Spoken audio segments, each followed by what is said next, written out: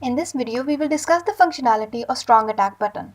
If I get attack on this, its power will reduce less. If I click on strong power, its power will be reduced more. Now we will see the functionality. For strong attack, I have taken a value of 17. Only monster's value will change here in deal monster damage. Before we had attack value 10, now we have given it 17 in strong attack. We have used a function here of strong attack handler, and in strong attack button we have used add event listener click and have called this function. In index.html, there was button of strong attack. In vendor.js, by adding document.add, we have taken button through get element by id. With strong attack button, I have attached event listener.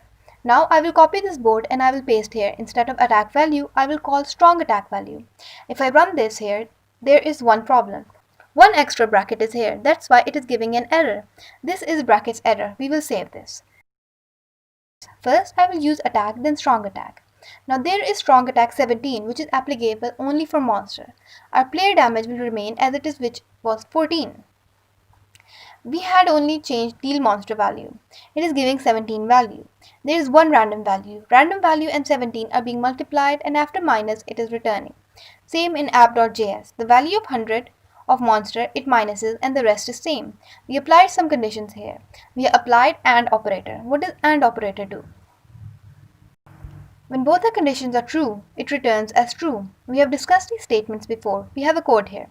We are copying the same code. Why not we put it in one function and copy the function here instead of copying the whole code?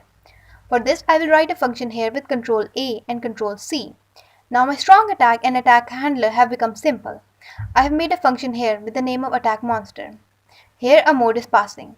What is the mode doing? It is checking. If it is an attack, we will give attack value to max damage. I have initialized max damage here. Mode first checks if it is attack, then gives attack value to max damage, and then checks again at else if whether it is strong attack, then it gives this value to max damage. Now we are passing a deal monster. Before we were passing attack and strong attack value, now we will pass max damage.